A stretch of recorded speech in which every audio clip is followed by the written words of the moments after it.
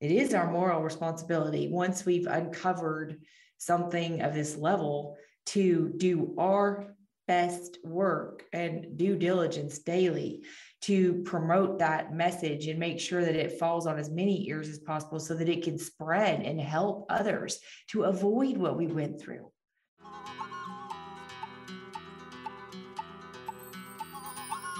Hey everyone, this is Kim O'Neill from the Every Day is a New Day podcast and live show, and you're listening to the Going North podcast with the hilarious Dom Brightman. Be sure to subscribe to his show so you don't miss any episodes, and remember, every day is always a new day.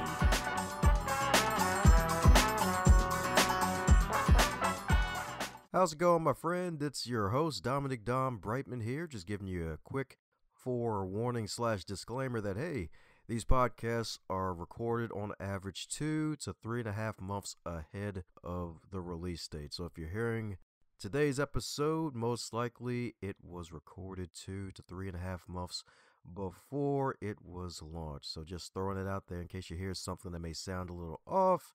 That's the reason why. Now let's get on with the show.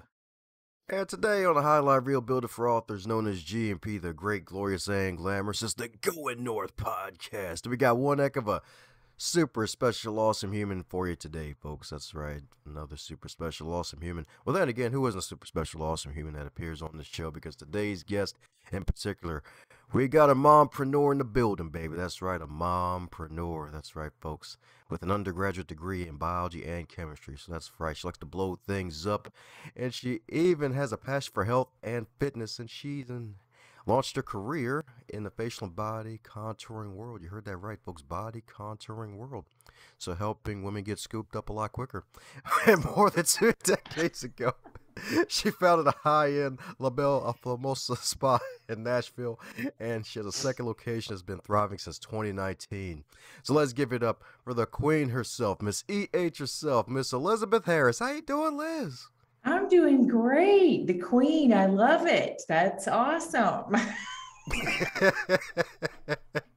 So excited to be here. Thank you so much for having me, and Happy New Year's. That's right, it's a new year. First episode I'm recording in 2022, the year after the millennium finally got to drink at 21. So we'll see what happens.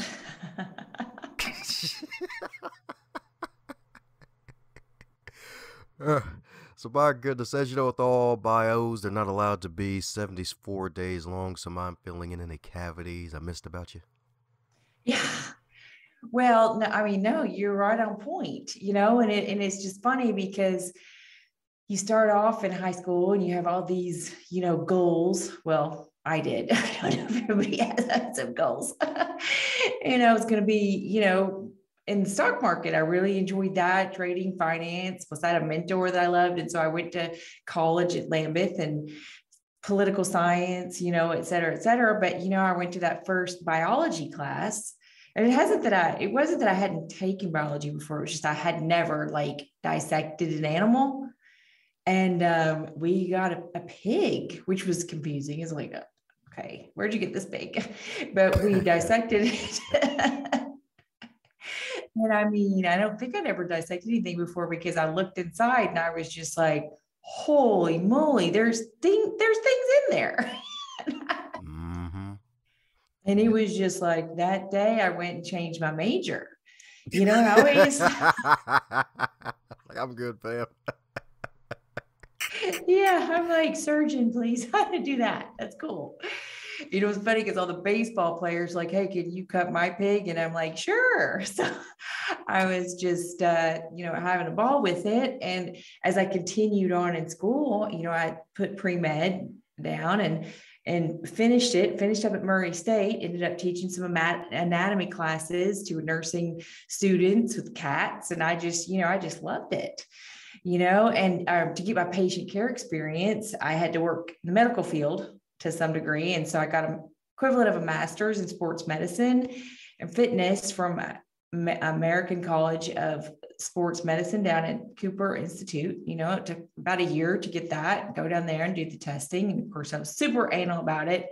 Had everyone on the bike, running their VO2 max manually and calculating, projecting. Now, after I designed this phenomenal exercise program for them, half of them were just like, can we just do sit-ups?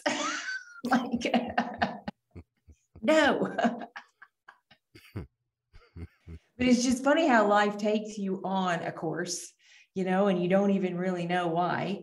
And so I got into this personal training, cardiac rehab at the local gym, and they had a nutrition program, took over the aerobics programming too, and recruited, trained girls. Really didn't know. I just kind of all came naturally to me. Maybe being bossy on the playground in the 5th grade paid off, because I just kind of took to it like a fish in water, and got promoted to the nutrition program director at the nutrition center. Anyway, grew, moved down here to Nashville, started a spa down here, first spa in Cool Springs. Everything was going great. I mean, I decided not to go to medical school because I enjoyed business so much, and I enjoyed working with girls and training, and the spa world wasn't that big yet. So there was all kinds of things to learn and develop. And I got to put my chemistry minor to good use. My first formulation was the sunless tanning spray. And I just sprayed and sprayed and sprayed. And I developed that because I didn't like the other spray. And so that was in 2003. I was like, yeah, so like this was, yeah. Or the manufacturer. But anyway, so it just kind of went from there. He was a smart aleck. I mean, he was, that's the first time anybody didn't look at me on the phone. He's like, that's not possible. And I'm like, I'm looking at it. It's happening to tell me it's not possible. Okay, so I'll go do my own thing. So maybe it's just always that's been in me. And had 2 kids, ended up adopting 2 more because we were doing really well, added a salon, continued to evolve, had about 15, 20 girls working for me, and developed a cellulite reduction device because the ones on the market weren't that effective, called the Cellulite, and a new skincare line. Like I said, everything was going phenomenally well. And I got into business consulting, started to help travel into the trade shows, and would help women or single people, practitioners raise up their business to whatever level they wanted to go to. When my son, my biological 10-year-old son, who had just barely turned 11, came down with a strep throat infection. Now, strep throat seems pretty common.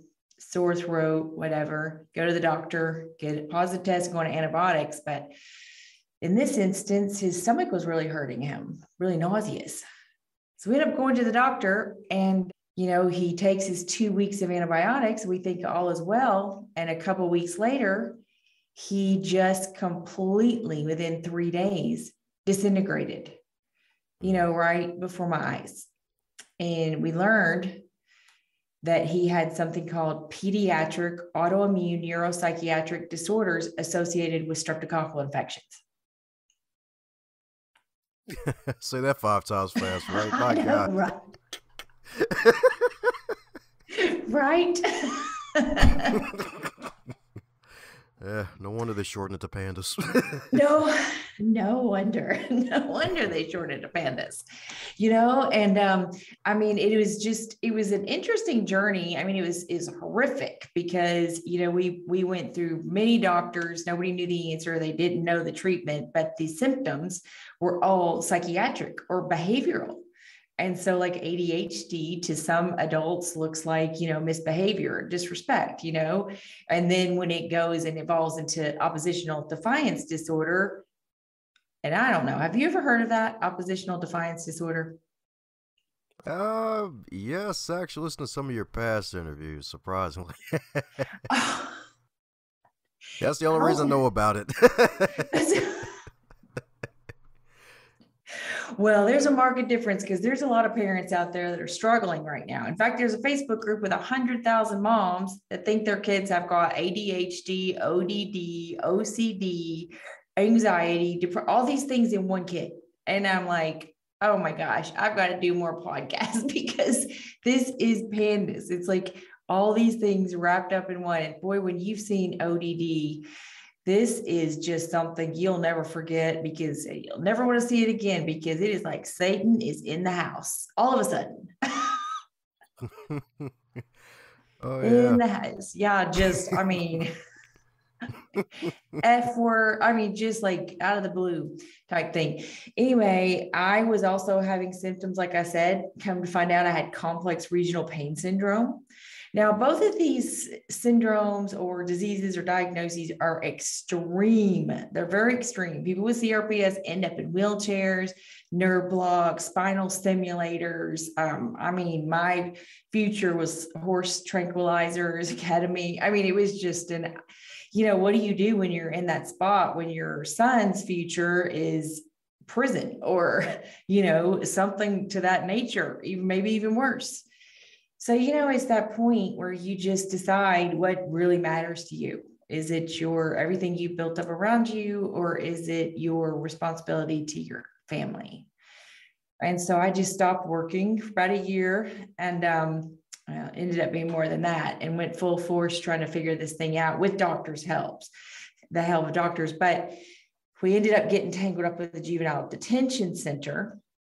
I don't know, how familiar are you with that kind of stuff, like detention centers for kids? Do you know anything about them? I mean, I know that they exist, and kids usually put in them, sadly. Especially, I guess in your case, it was kind of interesting how it actually got to that point. Because if I'm not mistaken, it just started off with small but a little not ordinary things like building up a tent for 8 hours out of the day and sleeping in it. Yeah. Yeah. And it was like, yeah, because when it first started, when he was like 11, all of a sudden he came down, he was sitting there unbuttoning his shirt, buttoning it, walking back and forth against the transition strip, and I mean, 3 days. And by day 3, he was crouched behind the chair, terrified, pupils huge, and that was the first onset with strep. And then it's really important not to let these kids get strep again. But I will tell you this much: nobody knew anything about it at the time. I mean, it was like Ryan White, take 2, because it was just, everybody was scared of it. They didn't know about it. They didn't know what to do, and put him on psych medication and therapy. None of it made any sense to me, just from a logical standpoint. So he got strep again in the 8th grade because the doctor said antibiotics were dangerous. It's dangerous.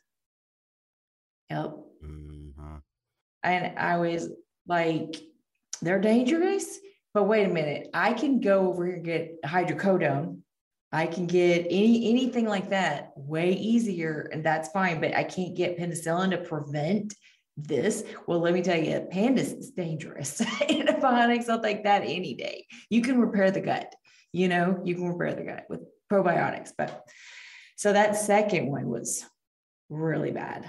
Second time you got it. So at the end of the day, we just plowed through multiple physicians, went all over the country, intravenous immunoglobulin, thousands and thousands of dollars, lost our house. And you know how it goes. Like when you're really up there, 36 years old, I mean, I was on top of the world. I was doing pretty good at real estate companies and spas. And then all of a sudden you look and all your stuff's on the front lawn.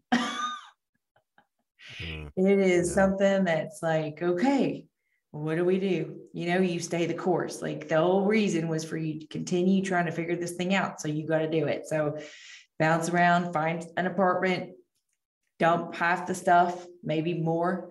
And you just focus on, surviving, because like Franklin Covey says, first things first. If you don't survive or get healthy, you're not going to be able to do whatever your goals in life were.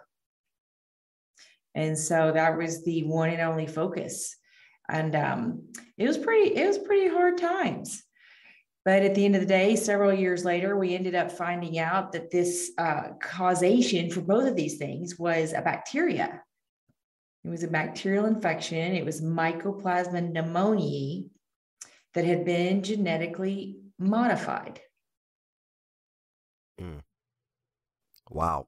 Mm-hmm. And then as I continue to walk forward in this path, come to find out that is causing many of the autoimmune diseases in our country today, and also is responsible for a lot of the psychiatric symptoms that our kids are dealing with.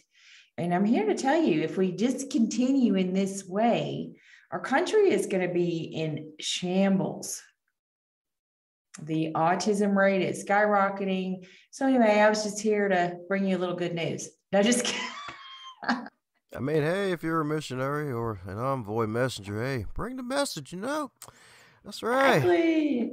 She's got an offering plate. Buy some books. Buy some books. Yeah, well, I mean, it's just to stay the course. And so all that came to light because once we figured out the answer and the treatment, neither one of us have the diseases anymore. Now we can't get those infections again because we have the confused antibodies, which people with autoimmune diseases do, but we just stay on antibiotics and we're fine. And so recently, you got to climb your way back up. When you're at the bottom, there's nowhere else to go. So we just bought another house here the past couple months. So own our own home again and have second spa. And so things are going great. And now I've launched a wellness division, so now I can help others that are struggling with similar chronic illnesses. And we have a physician on staff, a researcher, we have a Zyto scanner we can use, and we've really been able to help a lot of people with that. And so I just kind of came on to share that and let anybody know that's listening that if you are struggling with something, nobody can figure it out, give us the call and we will do whatever we can to help you. Amen to that. Amen to that. So my goodness. And what's even good about this news, if I'm not mistaken, I believe your son's in his early 20s taking jiu-jitsu classes now, right? Oh, yeah. He is taking jiu-jitsu and he's brown belt and he started some type of karate. He says, you got to say it like that. Well, okay. I'm not sure what it is. Okay. Yep. So he's put his, focus to good use now. He plays guitar. I mean, he's really good at the guitar. And he's 32 hours into college, I think, and he's about to wrap that up and then go to the 4-year. So, I mean, it's pretty phenomenal stuff. These kids typically really don't, recover that well. It's a sad situation. Yeah, that definitely can suck. So how was that journey getting closer to his later teen years and eventually to where he was now? Was it seemingly getting better at the time when you were, because were you also documenting the whole journey as well? Yes. And that's just because I'm an anal personality. But I mean, in college, I would use that baby tape recorder and literally tape every lecture, listen to it 3 or 4 times over, type it up, highlight, damn, type it up. Oh, okay. I was like, I got to learn it, and so I just kind of had developed that learning style. And so, yeah, I documented everything, pictures, videos. I mean, it's all available, and so you really won't believe it until you've seen it with your own eyes, most likely. That's what everybody says. But, I look around and I'm just like, so many kids have this and are just undiagnosed. Actually, well, they're diagnosed with behavioral problems. And I think it was a really good experience for me, even though it was so hard to go through the detention center and the facilities, because I never even knew what a detention center was. And I hate to say that, but I'd been in a spa, we never really went to that many doctors. And I just got to tell you, I was shocked. I was shocked and mortified that we're putting children in jail cells with any kind of support, no help with medical intake or anything. It's just here's more rules. And now if your child doesn't do them, you're going to jail. I mean, in these facilities they go into, it's just I don't know. And there's more and more and more popping up because it's just oh, your child's got anorexia. Well, they need to go to a rehab. Well, anorexia is a symptom of PANDAS, or can be a symptom of PANS, the restrictive eating. And so it's no, that's not the right treatment. The treatment is medical treatment. And, I'm just watching all these kids get in trouble. And then when their moms bring them and check them in with their Zithromax and their steroids, because they're just getting over pneumonia or something. And then a week or 2 later, they're acting crazy and nobody's putting it together. And it's just you come to the end of the journey and you're like, what am I going to do about this? Because getting my son better was not easy. It was horribly difficult. I found the answer on my own. Dr. Garth Nicholson. Anyway, I had to order our antibiotics from India because nobody would give them to us. And I just, again, read every day, highlighted, and got us better. But it was so hard. And I just thought, how am I going to tell people this? This is like just unbelievable, right? And so when you've lived an unbelievable story for the last decade, and you're like, how am I going to tell people? Because it is our moral responsibility, once we've uncovered something of this level, to do our best work and due diligence daily to promote that message and make sure that it falls on as many ears as possible so that it can spread and help others to avoid what we went through. And so it's like, well, before you tell the story, you're going to have to come up with a solution other than order your antibiotics from India and get yourself better. That's not really, that's probably not the best solution. So there was a couple of years of research and development in that area. But more importantly, it was like, well, how do I tell people, to get on Facebook and just make comments everywhere? That's not convincing, And so, I mean, it's crazy because I had an older daughter and we were kind of estranged. I mean, our life had gotten crazy because, we didn't really know what was wrong and things had gotten really out of control. So we were kind of estranged, but for some reason, she brings me CDs, like that 3-set CD of The Secret.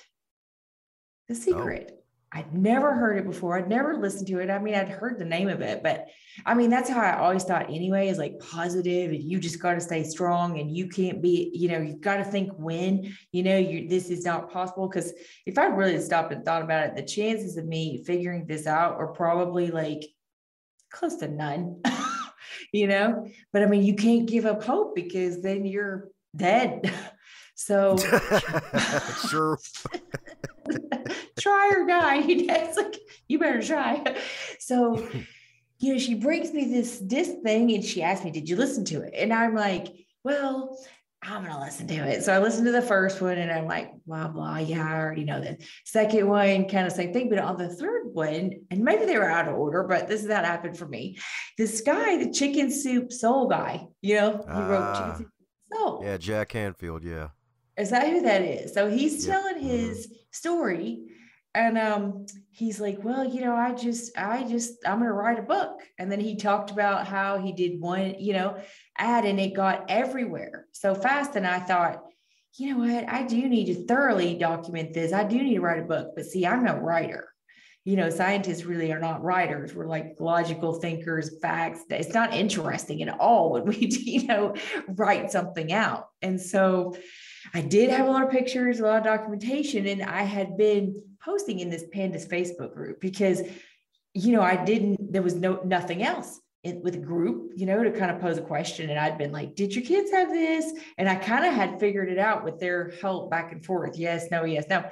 And so when I figured it out, I jumped on there and I was like, oh my gosh, I figured this out. I'm going to write a book and explain it and tell everybody. And this lady, her name's Suzanne, and I love her. I didn't even know her at the time.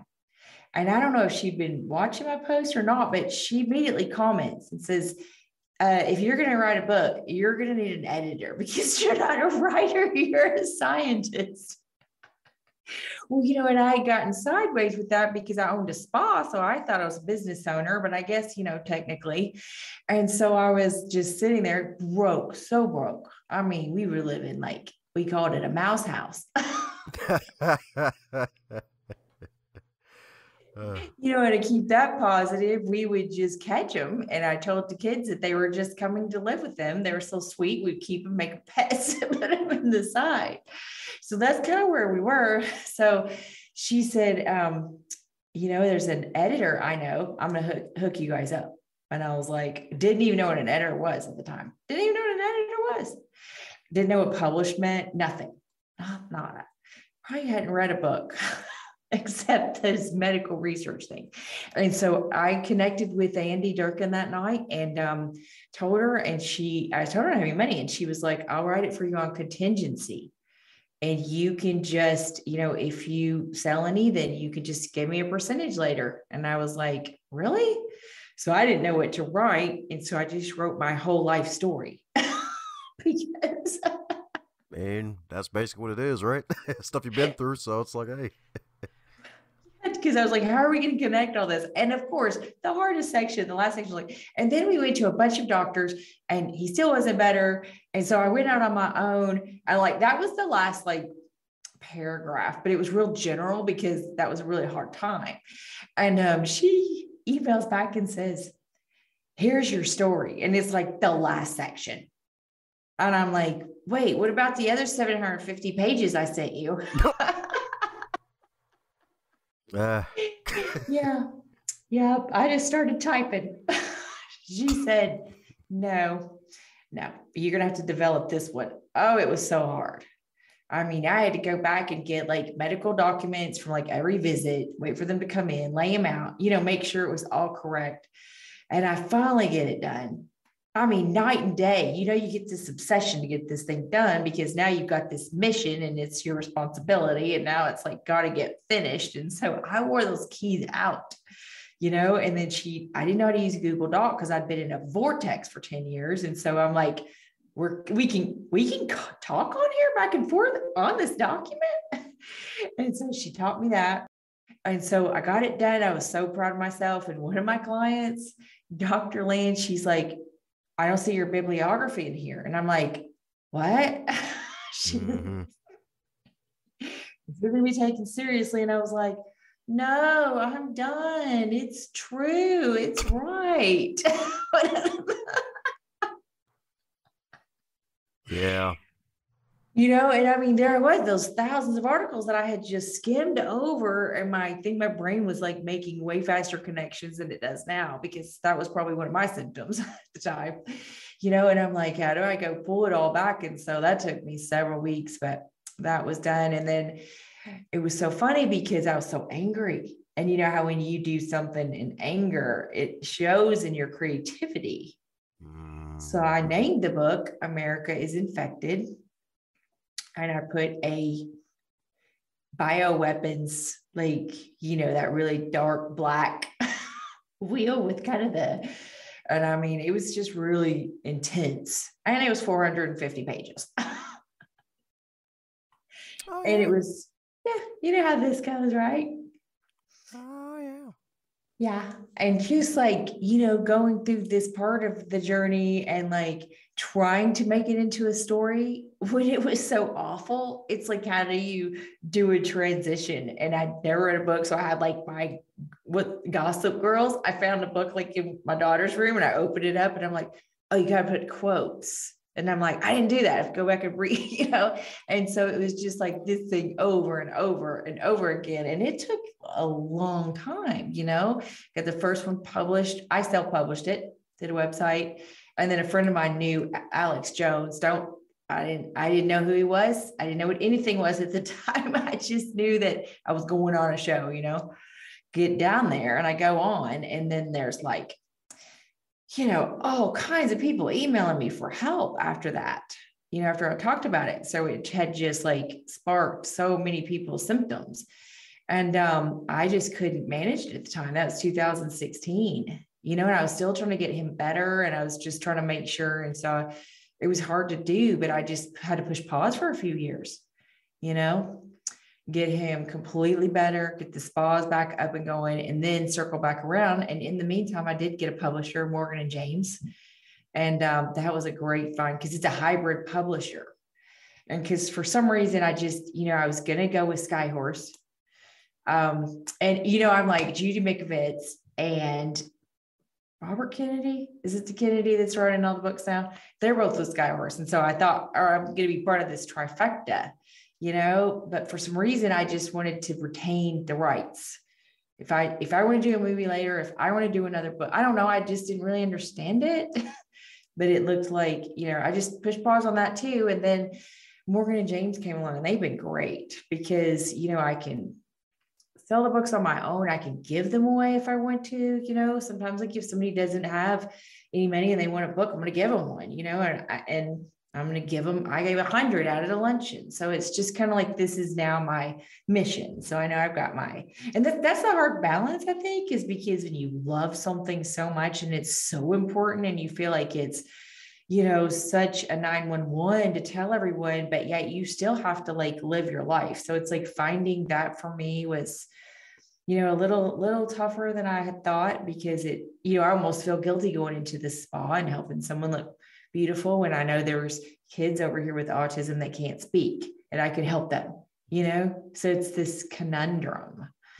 And so I've kind of about found my balance where I'm doing a lot of these shows, and so I can keep it for the long haul, for the rest of my life. So it's just a commitment. And that's just why I became an author. I know it's probably a different story than most, but that's my story. There you go. She's sticking to it like honey and glue, y'all. That's right. They can do it. Yes, indeed. So my goodness. So with all of that, heck, even appearing on Alex Jones, and he probably was like, "Who the heck is this? What the heck? It's an opportunity. I'll take it."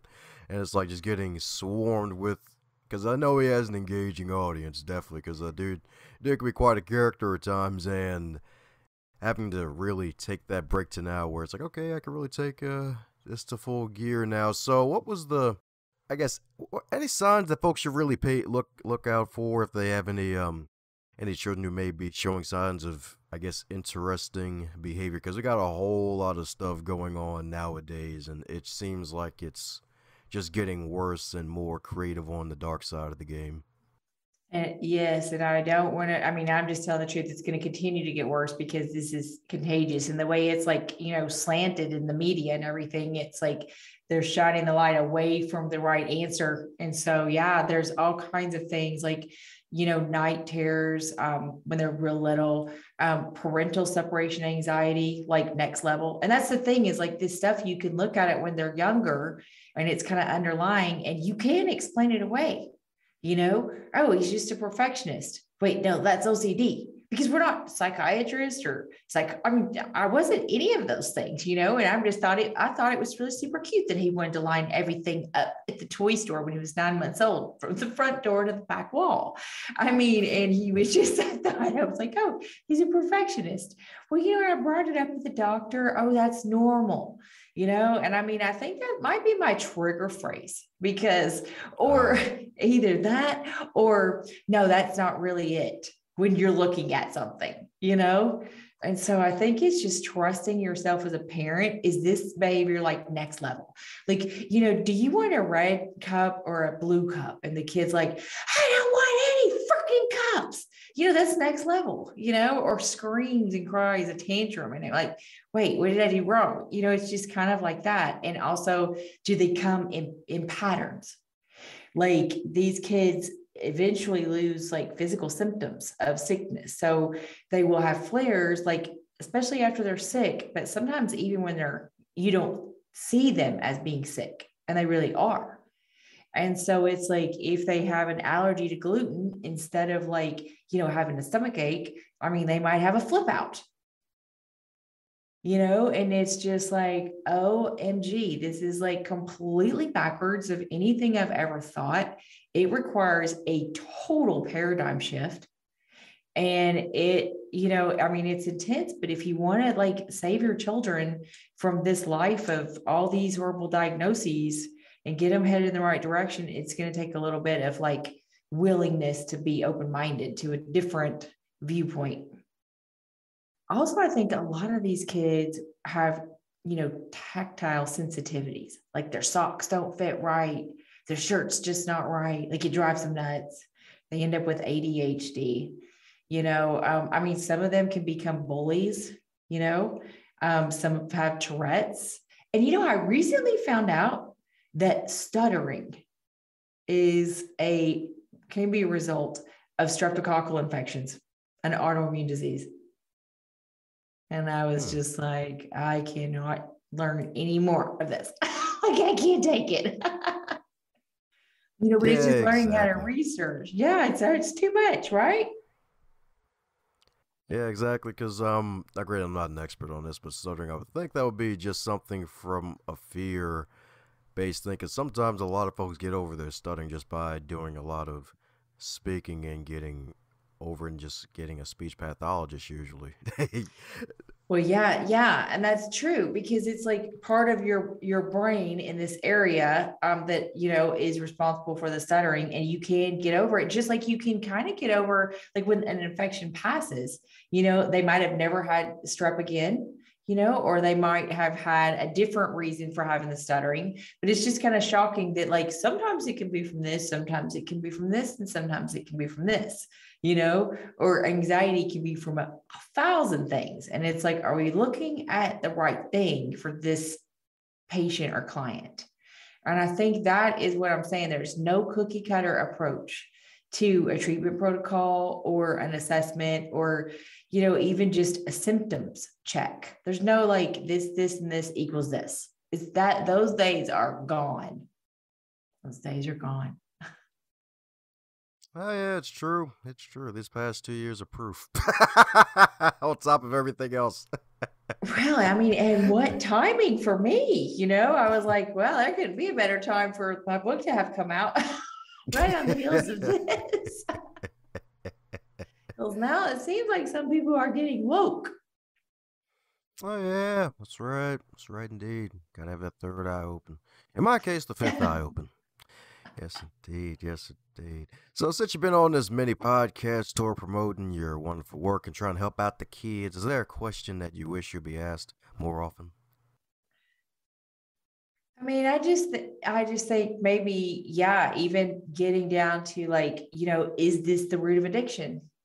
Is this possibly what's causing the overdose in heroin? If you look at it, the overdose community is 3 boys to 1 girl.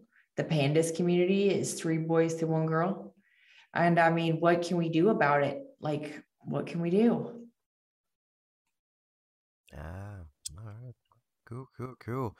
So, in addition to reading the book and possibly taking some actions from it, anything you recommend for getting on on the offense side of trying to protect our children from the pandas for those who might be dealing with it, or heck, even the other stuff that's out there? Right. No, yeah, exactly. And that's what I came to realize is that PANDAS is an extreme version, but that there's all kinds of lesser extreme versions that aren't that dramatic, that are the same cause. Now we ended up knowing, I found out where we caught ours, and it was really right directly. Let's just say if you live next door to the Wuhan lab and you got that, it'd be pretty strong. So kind of same thing, and it's like, or wherever you caught it from, where it originally came from. And so, but I've just seen like so many kids struggling with this. And yeah, just what's wrong wellness.com. You can reach out and you can contact us, and we'll help. I mean, we'll educate your doctors. We'll send literature. We do stuff pro bono, so it's like, we'll do anything we can to help people that are struggling. Woohoo! Sounds sweet indeed. Sounds sweet indeed.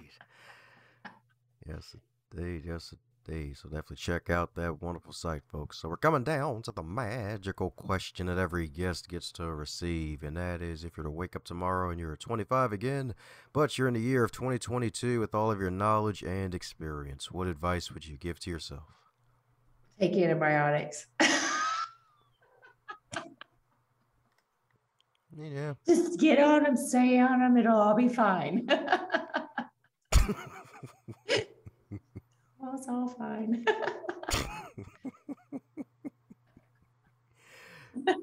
But then I wouldn't be here. So I don't know, Yeah. Yep, antibiotics, yep. Yeah, it definitely can be hard to get. Remember, my mom used to have to fight to get antibiotics for me with my asthma growing up. So, yeah, I understand your pain. I understand. Really? Yep, used to get strep throat that would always lead to a damn asthma attack. Hated it. Hated it every freaking year. Wow. A lot better now, but yeah. And so she would try to get you antibiotics, and they were like, nope. What did she do? Oh, it wasn't as extreme, but Yeah. sometimes the doctors would just cave in and be like, okay, fine, here's a small, like, dosage of them, like a bottle. Yeah, just enough to make everybody angry. Just take the edge off. I bet she didn't have it, did she? She was fired up, wasn't she, when she was trying to get them? Oh, yeah, but didn't make a scene, though, because usually it would be a good dosage, enough to get me over through at least a week at least, and then I'd come out of it, usually. So it wasn't an extended, long case like PANDAS, because that sounded like it was like for years, if not a whole decade before he grew up, right? So. Yeah, I mean, it probably took about 3 years of me just like trial and error, but I had no guidance. I mean, if I'd had somebody to kind of walk me through it, I think I definitely would have been able to get it done in like a year or two. And so it's just like, I remember when we went to this one specialist office and we're sitting in the office, and it's not funny. This is not funny. It's horrible. But, my kid, his compulsion was driving cars. I mean, he didn't even know how to drive. It was a compulsion. I didn't understand compulsion. I thought he was, being a bad kid, all those things. And hoarding in his form, he was stealing. To me, was stealing. But he would get locked in on like video camera or something and end up with a pile of them. I was like mortified. We go up, we get to the specialist. She explains to me those were compulsions and hoarding. It was not joyriding and stealing. And I was like, okay, that makes more sense just with what I watched. But there was these other kids in the office, and I was listening to their moms tell their stories. One kid run out into traffic, throw himself in front of things. One girl came in on a stretcher because she was so thin from anorexia, and she'd been to like rehabs, but not the right treatment. And I just remember thinking, if I ever did get this far, I was going to circle back around and try to help them.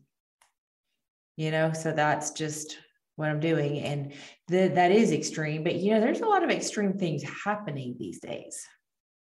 Mm-hmm.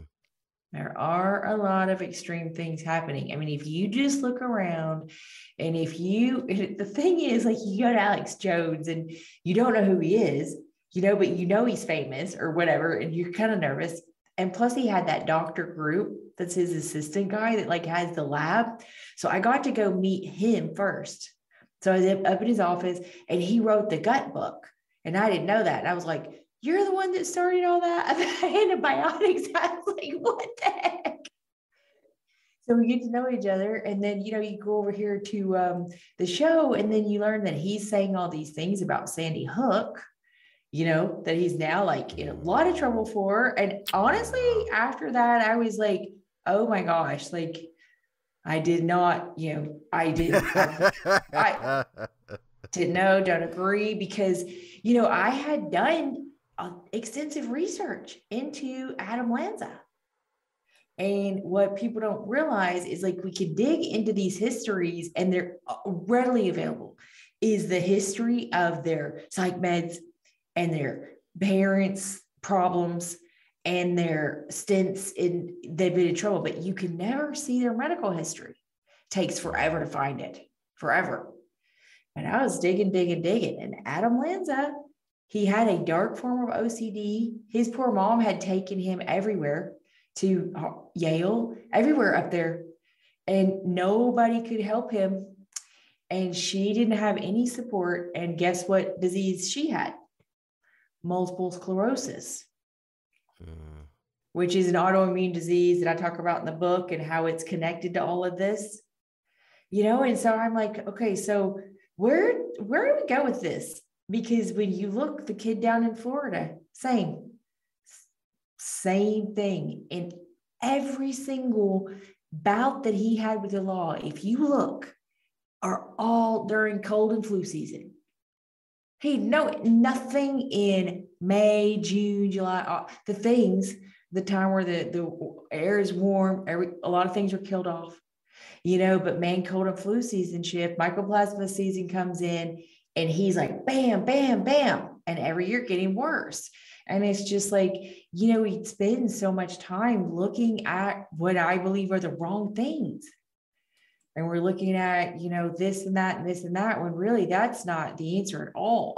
So, it's just like this new year. It's like, I would love to just corral all the very brilliant people and passionate people that have taken a position, and implore that they just at least open their minds back up, because if we could get all those people on the same team, then we stand a chance. Sounds good indeed. Sounds good indeed. So for those who want to learn more about you and the wonderful work you're doing, what's the best way for folks to do so? Reach out at Elizabeth at what'swrongwellness.com. That's Elizabeth at what'swrongwellness.com. Well, there you have it, folks. Reach out to the mighty Liz herself, y'all. Elizabeth at what'swrongwellness.com, right? What'swrongwellness.com. Yes. All right, good. All right, my ears are still working. Good. All right, good. Well, I've been told that I talk really fast, so I'm like, what'swrongwellness.com. Well, and I forget to tell about the book at the website because I get so into the story. It's there. I've been like talked to many times about that. Yes, indeed. Yes, indeed. So that's right, folks. Pick up the book too, y'all. That's right. And we'll definitely put the wonderful link to the book and to her site in the show notes as well. So definitely check out all the stuff that the mighty Liz is doing, y'all. I'm telling you, some good work indeed. So, any parting words before we close up shop? Only for you to just have an amazing new year. And I'm just so excited to see your show doing so well. Such a positive, uplifting. It's just inspiring that I found, I've been looking at all the shows and I'm just like, yeah, I'd like to go on that one. He's really, just like, I really appreciate the showcase work that you're doing. So thank you very much. Thanks a bunch for sharing some of your time out of your day to listen to the Going North podcast. I would be really honored if you head over to the website goingnorthpodcast.com and share this episode with someone that you care about. And also, for bonus points, if you like, click on the shop tab on the website and grab some gear, advance others to advance yourself if you haven't already.